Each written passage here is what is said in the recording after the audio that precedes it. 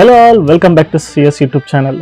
ಭೀಮಾ ದುನಿಯಾ ವಿಜಯ್ ಅವರ ನಟನೆಯಲ್ಲಿ ಮತ್ತು ಡೈರೆಕ್ಷನ್ ಅಲ್ಲಿ ಮೂಡಿ ಬಂದಿರುವಂತಹ ಸಿನಿಮಾ ಈಗಷ್ಟೇ ರಿಲೀಸ್ ಆಗಿದೆ. ಸಿನಿಮಾ ಹೇಗಿತ್ತು, ನನಗೆ ಏನೆಲ್ಲ ಇಷ್ಟ ಆಯ್ತು ಅನ್ನೋದ್ರ ಬಗ್ಗೆ ಈ ವಿಡಿಯೋದಲ್ಲಿ ಹೇಳ್ತೀನಿ. ಅದಕ್ಕೂ ಮುಂಚೆ ನೀವಿನ್ನು ನಮ್ಮ ಚಾನಲ್ಗೆ ಸಬ್ಸ್ಕ್ರೈಬ್ ಮಾಡ್ಕೊಂಡಿಲ್ಲ ಅಂದ್ರೆ ಇವಾಗಲೇ ಸಬ್ಸ್ಕ್ರೈಬ್ ಮಾಡ್ಕೊಳ್ಳಿ, ಹಾಗೆ ಪಕ್ಕದಲ್ಲಿರೋ ಬೆಲ್ ಐಕನ್ ಕೂಡ ಪ್ರೆಸ್ ಮಾಡಿ ಅಂತ ಹೇಳ್ತಾ ಬನ್ನಿ ವಿಡಿಯೋ ಶುರು ಮಾಡೋಣ. ರಿವ್ಯೂ ನೋಡ್ಕೊಂಡು ಮೂವಿಗೆ ಹೋಗ್ಬೇಕು ಅಂತ ಕಾಯ್ತಾ ಇರೋರಿಗೆಲ್ಲ ಒಂದು ಮಾತು, ನಾವು ರಿವ್ಯೂ ಕೊಡೋದು ಕೇವಲ ನಮ್ಗೆ ಏನ್ ಅನಿಸ್ತು, ಹೇಗಿತ್ತು ಅನ್ನೋದ್ರ ಬಗ್ಗೆ ಹಂಚ್ಕೊಳ್ಳೋಕೆ ಹೊರತು ನೀವು ಮೂವಿ ನೋಡ್ಲಾ ಬೇಡವಾ ಅನ್ನೋದ್ರ ಬಗ್ಗೆ ಅಲ್ಲ. ದಯವಿಟ್ಟು ಎಲ್ಲರೂ ಕನ್ನಡ ಸಿನಿಮಾನ ಮೊದಲು ನೋಡಿ ಆಮೇಲೆ ರಿವ್ಯೂಸ್ಗಳನ್ನ ನೋಡಿ ಅಂತ ಹೇಳ್ತಾ ಕತೆ ವಿಷಯಕ್ಕೆ ಬರೋದಾದ್ರೆ, ಮೂವಿ ಒಂದು ಒಳ್ಳೆ ಮೆಸೇಜ್ ಇಟ್ಕೊಂಡು ತೆಗೆದಿರುವಂತ ಮೂವಿ, ಒಂದು ಎಂಟರ್ಟೈನ್ಮೆಂಟ್ ಆಗಿ, ಒಂದು ಆಕ್ಷನ್ ಸೀಕ್ವೆಲ್ ಆಗಿ ಮತ್ತು ಒಂದು ಒಳ್ಳೆ ಮೆಸೇಜ್ ಇರುವಂತ ಮೂವಿ. ದುನಿಯಾ ವಿಜಯ್ ಅವರ ಆಕ್ಟಿಂಗ್ ಮತ್ತೆ ಹೇಳೋಂಗೆ ಇಲ್ಲ. ಮತ್ತೆ ಇವರು ಡೈರೆಕ್ಷನ್ ಲಾಸ್ಟ್ ಟೈಮ್ ಕೂಡ ಸಲಗದಲ್ಲಿ ಕೂಡ ನೋಡಿದ್ವಿ. ಅದೇ ರೀತಿ ಈ ಸಿನಿಮಾ ಕೂಡ ಒಂದು ಒಳ್ಳೆ ಸಿನಿಮಾ ಆಗಿ ಡೈರೆಕ್ಷನ್ ಮಾಡಿದ್ದಾರೆ. ಮ್ಯೂಸಿಕ್ ಮತ್ತೆ ಬ್ಯಾಕ್ ಗ್ರೌಂಡ್ ಸ್ಕೋರ್ ಕೂಡ ತುಂಬಾ ಚೆನ್ನಾಗಿದೆ. ಚರಣ್ ರಾಜ್ ಅವರು ಇದರಲ್ಲಿ ಸೈ ಅನ್ಸ್ಕೊಂಡಿದ್ದಾರೆ. ಡೈಲಾಗ್ಸ್ ಅಲ್ಲಿ ಮಸ್ತಿ ಅವರು ಹೇಳಲೇಬೇಕಾಗಿಲ್ಲ. ಇನ್ನು ವಿಲನ್ಸ್ ಕ್ಯಾರೆಕ್ಟರ್ ಮಾಡಿರುವಂತಹ ಡ್ರ್ಯಾಗನ್ ಮಂಜು ಅವರು ತುಂಬಾನೇ ಒಳ್ಳೆ ಪಾತ್ರ ಮಾಡಿದ್ದಾರೆ.